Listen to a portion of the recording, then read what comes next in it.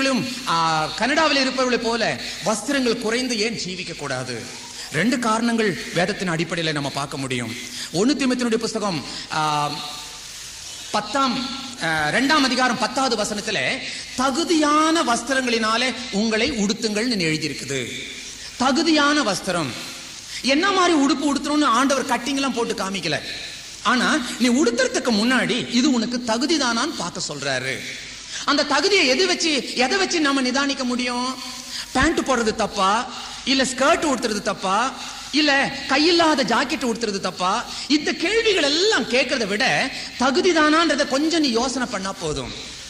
வெளிப்படுத்தின விசேஷம் 16ஆம் அதிகாரம் 15வது வசனம் கொஞ்சம் வாசிப்போம். தன் மானம் காணப்படாதபடி தன்னுடைய வஸ்திரங்களை பாதுகாத்துக் கொள்ளுகிறவன் பாக்கியவான். உன்னுடைய உடைகள் எதுவானாலும் மானம் காணப்படாதபடி காணப்பட வேண்டும். ஏன்?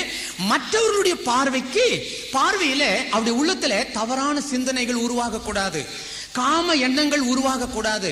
அதற்காகவே மானம் காணப்படாமல் பாதுகாத்துக் கொள்ள வேண்டும். நீ கையே இல்லாத சட்டை ஜாக்கெட்டை போட்டாலும் சரி, அல்லது நீ உடுப்பை நீ எப்படி மாற்றிக்கொண்டாலும் சரி, ஆனால் மானம் காணப்படாதபடி மற்றவருடைய கண்களிலே தவறான எண்ணங்கள் உருவாகிவிடாமல், சிந்தனைகளிலே உருவாகாமல் நீ பார்த்துக் கொள்வது நல்லது. வேதம் சொல்லுது, இயேசு கிறிஸ்து சொல்றாரு, இடர்கள் வராமல் இருக்கிறது கூடாத காரியம், ஆனால் யாரால் இடர்கள் வருகிறதோ அவனுக்கு ஐயோ. அவன் இந்த உலகத்திலே பிறக்காமல் இருப்பது நல்லது. அவன் கழுத்துல ஏந்திரக்கல்லை கட்டி சமுத்திரத்தின் ஆழத்திலே போவது அவனுக்கு நல்லது என்று கர்த்தர் சொன்னார். யாரை பார்த்து இதை சொல்றாரு? சாட்சி இல்லாதவனை பார்த்து. உன்னுடைய சாட்சியினால ஒருத்தர் கெட்டு போறாங்க அப்படின்னாக்கா அதை விட நீ செத்துறது நல்லதுன்னு சொல்றாரு. எவ்வளவு பயங்கரமான ஒரு காரியம் இல்லையா? ஆண்டவர் எதை அதில் எதிர்பார்க்கிறார்? நீ சாவதியா எதிர்பார்க்கிறார்? நீ தற்கொலை பண்ணணும் எதிர்பார்க்கிறார்? இல்ல, நீ சாட்சியோடு வாழ்ந்துக்கோ. உன்னால மற்றவர்களுக்கு இடர்ச்சி வராதபடி நீ பார்த்துக்கோ. உன்னுடைய உடையினால மற்றவர்களுக்கு இடர்ச்சி வராமல், உன்னுடைய உடையின் உடுப்பினாலே மற்றவருடைய உள்ளத்திலே காம எண்ணங்கள் உருவாகாமல் நீ பார்த்து கொள்ள வேண்டியது உனக்கு நல்லது. இதுதான் கர்த்தர் சொல்றார். அமெரிக்கால இருக்கிற அவங்களுடைய தோலுக்கும் நம்ம தோலுக்கும் ரொம்ப வித்தியாசம். அவங்க தோலுல ஒரு பெரிய சாபக்கேடு என்ன தெரியுங்களா? புள்ளி, சிகப்பு புள்ளி, பிரவுன் புள்ளி அவங்களுடைய தோல் எல்லாம் நீங்க பார்க்கலாம். புள்ளி புள்ளி புள்ளி புள்ளியா இருக்கும். இது அவங்களுடைய உள்ளத்துல மிகப்பெரிய வேதனையை கொடுக்கிற ஒரு காரியம். இது அவங்க சாபமா நினைக்கிறாங்க. இந்த புள்ளி மாற்றப்பட அவங்க ரொம்ப கஷ்டப்படுறாங்க. இதுக்கு ஒரே ஒரு வழி என்ன? சன் பாத் எடுப்பது. சூரிய வெளிச்சத்துல அந்த ரேடியேஷன் இந்த புள்ளிகளை மாற்றிவிடும். மற்ற தோலுக்கு நிறம் இந்த புள்ளிக்கு ஈக்குவலாக பிரவுனாக கொண்டு வந்துவிடும்.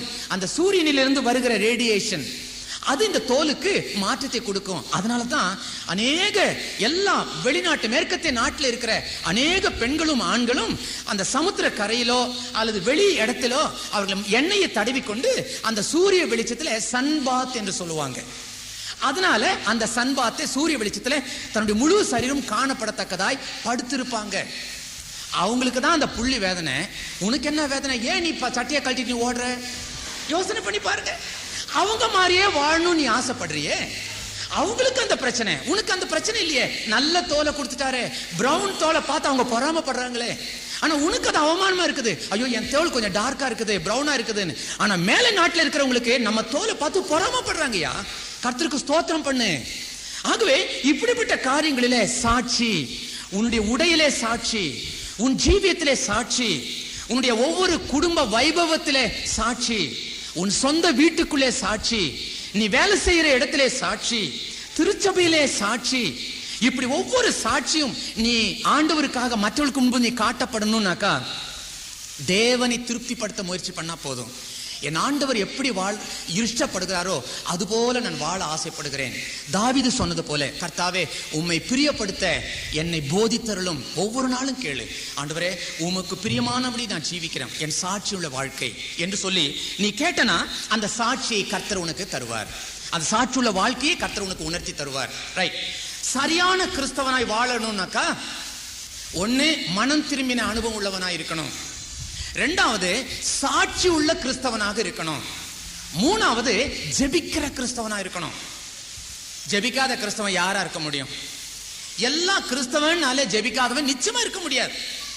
எல்லாருமே ஜெபிப்பாங்க. அந்த ஜெபம் சொல்லவில்லை, நான் வசனம் அந்த ஜெபத்தை சொல்லவில்லை. நீ ஜெபிக்கிற, ஆனால் சரியான கிறிஸ்தவன் மற்றவர்களுக்காக ஜெபிக்கிறவன். அதுதான் சரியான கிறிஸ்தவன்.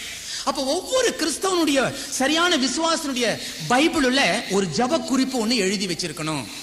அந்த ஜெப குறிப்பு ஒவ்வொரு காரியங்களுக்காக ஜெபிக்க குறிப்புகளாக எழுதி வச்சு அதை பார்த்து பார்த்து ஜெபிக்கணும். அதுதான் கர்த்தர் விரும்புகிறார். அதுதான் சரியான கிறிஸ்தவ வாழ்க்கை. இந்த ஜெபம் உன்னுடைய வாழ்க்கையில இல்ல, மற்றவர்களுக்காக ஜெபிக்கிற ஜெபம் உன்னுடைய வாழ்க்கையில இல்லைன்னா நீ சரியான கிறிஸ்தவன் அல்ல. உன் குடும்பத்துக்காக நீ ஜெபம் பண்ணிட்டு இருக்கிற அந்த ஜெபத்தை நீ கடைசியா வச்சுட்டு உன் பைபிள்ல ஒரு ஜெப குறிப்பை வச்சுக்கோ. ஒவ்வொருத்தருக்காக ஜெபி. நம்முடைய தேசத்தை ஆளுகின்றவர்களுக்காக, உனக்கு பிரியமில்லாதவங்க ஆண்டாலும் சரி, பிரியம் உள்ளவங்க ஆண்டாலும் சரி, யாரா இருந்தாலும் சரி, ஆளுகின்றவர்களுக்கு ஜெபிக்கணும்னு பைபிள் கட்டளையிட்டு இருக்குது. எங்க இருக்குது? நீங்க சொல்றதெல்லாம் வேத ஆதாரத்தோடு சொல்றீங்களே, இது எங்க இருக்குது? 1 தீமோத்தேயுடைய புஸ்தகம் 2ஆம் அதிகாரம் 1-2 வசனத்துல சொல்லுது. ஆளுகின்றவர்களுக்காக, அதிகாரம் உள்ளவர்களுக்காக நீ ஜெபிக்க வேண்டும். நீ சரியான கிறிஸ்தவனாக இருந்தால் உன் வேத புஸ்தகத்துல ஒரு ஜெப குறிப்பு உன் தேசத்துக்காக. அடுத்தது மற்ற தேசத்துல சோமாலியாவில் பிரச்சனைன்னு கேள்விப்படுறியா, பேப்பர்ல வாசிக்கிறியா, அந்த தேசத்துக்காக. இப்படி என்னென்ன விவரங்களை நீ பத்திரிகையில வாசிக்கிற கேள்விப்படுறியோ அதெல்லாம் ஜெப குறிப்பில சேர்த்தலாம். உன்னுடைய அதிகாரி, மேல் அதிகாரி, மேனேஜர், உன்னுடைய முதலாளி, அதிகாரிகளுக்கெல்லாம் ஜெபிக்கணும்னு வசனம் சொல்லுது. ஆகவே நீ நல்ல விதமா கலகம் இல்லாம சந்தோஷத்தோடு வாழ்வதற்கு நீ மற்றவர்களுக்காக நீ ஜெபிக்கணும். அந்த ஜெபத்துல என்ன நடக்குது? உனக்கு ஒரு அடையாளத்தை கர்த்தர் கொடுக்கிறார். இந்த அடையாளம் ஏன் கொடுக்கப்படுது? அந்த தேசத்துல அதையும் மீறி பிரச்சனை வரும்போது உன்னை மாத்திரம் கர்த்தர் விசேஷமாய் காப்பாற்றுகிறார். ஏன்? நீ மற்றவங்களுக்காக ஜெபிச்சவன், மற்ற இனத்துல இருக்கிறவங்களுக்காக ஜெபிச்சவன், உன்னுடைய தமிழர்களுக்காக மாத்திரம் இல்ல, மற்றவர்களுக்காக நீ ஜெபிச்சவன். எல்லாருமே கர்த்தருடைய ரத்தத்தினாலே கழுவப்பட்டவங்க, கர்த்தருடைய பிள்ளைங்க, கர்த்தர் விரும்புகிறவர். எல்லா மக்களுக்காகவும் நான் பாரப்படுகிறேன் வேத புத்தகம் சொல்லுது. எல்லா மக்களுக்காகவும் இயேசு ரத்தத்தை சிந்திருக்கிறார். ஆகவே நீ எல்லாருக்காகவும் கண்ணீர் விட்டு ஜெபிக்க அழைக்கப்பட்டிருக்கிற. உன் வேத புஸ்தகத்துல ஒரு ஜெப குறிப்பை வச்சிரு. நிறைய பேர் சொல்லுவாங்க, ஒரு மனுஷன் விசுவாசி ஜெபிக்கணும்னா 1 மணி நேரம், அதான் குறைந்தபட்சம், மினிமம் 1 hour. காலையில 1 மணி நேரம் ஜெபம் பண்ண முடியலன்னா 1/2 hour காலையில வச்சுக்கோ, ராத்திரி 1/2 hour வச்சுக்கோ. அப்ப 1 மணி நேரம் என்னத்தை நம்ம ஜெபம் பண்ண போறோம்? சொன்னதையே திருப்பி திருப்பி சொல்றதா? அப்படி அல்ல. ஜெப குறிப்பு இருந்துச்சுன்னா உன் ஜெப நேரம் நீண்டு கொண்டே போகும். ஆகவே ஜெபிக்கிற கிறிஸ்தவனாக நீ இருக்கணும். சரியான கிறிஸ்தவன்னாக்கா அவன் மனம் திரும்பின கிறிஸ்தவனா இருக்கணும். 2வது சாட்சி உள்ள கிறிஸ்தவனா இருக்கணும். 3வது அவன் ஜெபிக்கிற கிறிஸ்தவனா இருக்கணும். 4வது கொடுக்கின்ற கிறிஸ்தவனா இருக்கணும். இதெல்லாம் செஞ்சுட்டு கையை மடக்கிக்கிட்ட ஆசீர்வாதமே இல்லை. உனக்கு ரட்சிப்பு இருக்குது, மனம் திரும்புதல் இருக்குது, நீ சாட்சி உள்ள ஒரு விசுவாசியா இருக்கிற, நீ ஜெபிக்கிற, மற்றவங்களுக்காக எல்லாம் ஜெபிக்கிற, ஆனா ஊழியத்துக்கு நான் மாத்திரம் 5 விரலும் மடக்கிக்கிற, இது ஆசீர்வாதம் அல்ல. கொடுக்கிற கிறிஸ்தவன். அப்ப கொடுக்கிறதுனாக்கா எப்படி கொடுக்கணும், யாருக்கு கொடுக்கணும், எந்த அளவில கொடுக்கணும், இதையும் நீங்க தெரிஞ்சுக்கொள்ளணும். நிறைய பேருக்கு அதுல ஒரு கன்ஃபியூஷன் உண்டு, சிக்கல் உண்டு. நான் எப்படி கொடுக்கணும்? அதுக்கு வேதத்துல பழைய ஏற்பாட்டிலே ஒரு ஒழுங்குமுறை இருக்குது. என்ன ஒழுங்குமுறை? தசம பாகம், அதுக்கு ஒரு பேர் உண்டு. இது பழைய ஏற்பாட்டின் உபதேசம். மல்கியா தீர்க்கதரிசியின் புஸ்தகம் 3ஆம் அதிகாரம் 8, 9, 10 வசனங்கள் சொல்லுது, மனுஷன் தேவனை வஞ்சிக்கலாமா? ஆண்டவரே கேள்வி கேட்டு ஆண்டவரே பதில் சொல்றாரு. எதனால் வஞ்சித்தோம் நீங்க கேக்குறீங்க? உடனே அவரே பதில் சொல்றாரு, தசம பாகத்திலும் காணிக்கையிலும் நீங்கள் என்னை ஏமாற்றினீர்கள். உண்மைதானா? மனசாட்சியில நல்லா கை வச்சு பார்ப்போம். நாம கர்த்தரை நிறைய காரியத்துல கர்த்தரை திருப்திப்படுத்துற மாதிரி வாழ்ந்தாலும் இந்த 2 காரியத்துல நிறைய பேர் ஏமாத்துறோம். ஒண்ணு தசம பாகம், மற்றொன்று காணிக்கை. காணிக்கை வேற, தசம பாகம் வேற. தசம பாகம்னாக்கா 10ல் 1, 100ல் 10, அதான் தசம பாகம். 100 ரூபாய் உனக்கு சம்பளம்னா 10 ரூபாய் எடுத்து வைக்கிறியே, அதுதான் தசம பாகம். அப்ப காணிக்கைனாக்கா இந்த 10 ரூபாய் எடுத்து வச்சது போக மீதி இருக்குதே, அந்த 90 ரூபாயிலிருந்து எடுத்து கொடுக்கிறது தான் பேரு காணிக்கை. காணிக்கைக்கு அளவே கிடையாது. நீ கூட்டியும் கொடுக்கலாம், குறைச்சும் கொடுக்கலாம். ஆனால் தசம பாகத்துக்கு சரியான அளவு உண்டு. அதை நீ குறைச்சு கொடுக்க கூடாது. அது கர்த்தருடையது, அது கர்த்தருடையது. இந்த தசம பாகத்தை கர்த்தருடைய பிள்ளைகள் கொடுக்க வேண்டும். ஆனா புதிய ஏற்பாட்டின் உபதேசத்துல தசம பாகமே சொல்லப்படலை. அப்ப தசம பாகமே இல்லையா புதிய ஏற்பாட்டு திருச்சபைக்கு? இயேசு பிறந்து வளர்ந்து உயிர் தெழுந்ததுக்கு அப்புறமேல அப்ப ஆரம்பித்த திருச்சபைக்கு தசம பாகம் கிடையாது. அப்படின்னா என்ன அர்த்தம்? தனக்கு உள்ளதை வருகிற வருமானத்துல தனக்குள்ளதை எடுத்துட்டு மீதி எல்லாம் கர்த்தருக்கு கொடுக்கிறது தான் புதிய ஏற்பாட்டு திருச்சபையினுடைய உபதேசம். தசம பாகம் அல்ல, அப்படி அளவு பார்த்து கொடுக்கறது அல்ல, அளவுக்கு மீறி.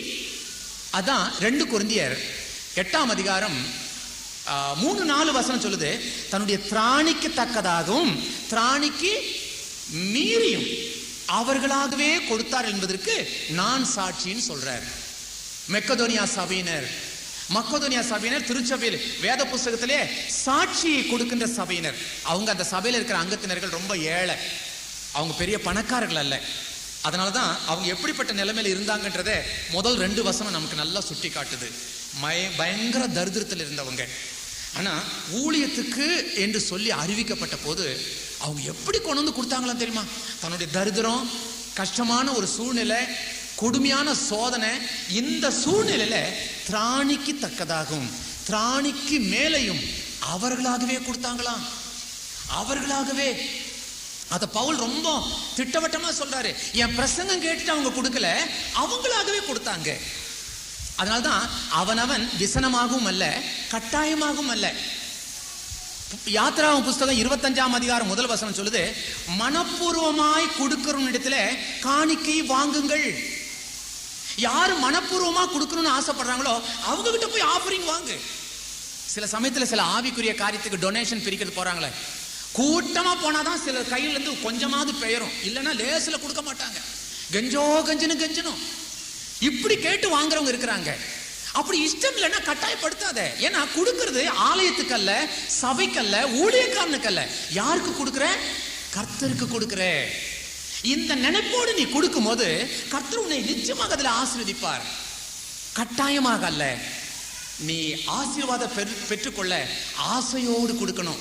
நன்றி உள்ளவனுக்கு தான் அந்த ஆசை வரும். வாசத்திலேயே இப்ப நாமெல்லாம் ஆலயத்துல காணிக்கை எடுக்கிறோமே, அந்த முறை தவறான முறை. எப்படி காணிக்கை எடுக்கிறோம்? நீட்ட குச்சி வச்சு பை ஒன்று நீட்டி எல்லாத்துக்கிட்டையும் வாங்குறோமே. ஏன் அப்படி செய்யறோம்? வசனம் என்ன சொல்லுது? கொண்டு வந்து போட்டாங்கன்னு தான் பைபிள் சொல்லுது, போய் வாங்கினாங்கன்னு சொல்லப்படலை. ஆனா இன்னைக்கு ஏன் அப்படி செய்யறாங்கன்னா, நீட்ட குச்சி வச்சு குத்துனா கூட கொடுக்க மாட்டேன்றானே, அதனாலதான் அப்படி வாங்குறாங்க. அப்ப உண்மையான ஆசை இருக்குமானா அவனும் கொண்டு வந்து போடுவான். நீ இப்படி எல்லாம் நீட்ட குச்சியை வச்சுட்டு நீ போக வேண்டிய அவசியமே இல்லை. மனப்பூர்வமாய் கொடுக்கிற இடத்துல காணிக்கையை வாங்குங்கள். அப்ப எப்படி கொடுக்கணும் அதை நீங்க தெரிந்து கொள்ளணும். வசனம் திட்டவட்டமாக சொல்லுது. இப்ப சில சொல்லுவாங்க, நான் தசமபாகம் கொடுப்பேன். தசமபாகன்றது குறைந்த பட்சத்துக்கு கணக்கு வச்சுக்கலாம். நாம தசமபாகம் தான் கொடுக்கணும்னு அல்ல. நான் முன்னே சொன்னேன், புதிய ஏற்பாட்டு திருச்சபைக்கு தசமபாகம் கணக்கு அல்ல. பின்ன எப்படி? தனக்கு வருகிற வருமானத்துல நம்முடைய குடும்ப தேவைக்கு எல்லாம் எடுத்தது போக மீதியை கர்த்தருக்கு கொடுக்கிறது தான் புதிய ஏற்பாட்டு திருச்சபையினுடைய உபதேசம். ஆனா குறைந்தபட்சன்ற கணக்குல வரும்போது அட்லீஸ்ட் தசமபாகமாவது நீ கொடுக்கணும் அப்படின்னு சொல்றதுல தவறு கிடையாது. குறைந்தபட்சம் வச்சுக்கொள்ளலாம், அதுதான் சரியான காரியம். ஆனா சில சொல்லுவாங்க, நான் தசமபாகம் கொடுப்பேன், ஆனா எனக்கே இங்கேதான் இழுத்துக்கிறேன் பிடிச்சுக்கிறேன் இருக்குது, எக்கச்சக்கமான செலவு, எவ்வளவு கடன் இருக்குது, எவ்வளவு வீட்டுக்கு செலவு ஆண்டவருக்கே தெரியும். போட்டுருவாங்க பள்ளி அவர் மேலேயே. ஆண்டவருக்கே தெரியும் எனக்கு எவ்வளவு செலவு இருக்குதுன்னு. ஆனா செலவுகள் இருந்தாலும் சரி, வறுமைகள் இருந்தாலும் சரி, நீ கர்த்தருடைய பணத்தை நீ கர்த்தருக்கு தான் நீ கொடுக்கணும். இந்த மக்கதோனியா சபையினரை பத்தி என்ன சொல்லுது? 2 கொரிந்தியர் 8ஆம் அதிகாரம் 1-2 வசனம் வாசிப்போம்.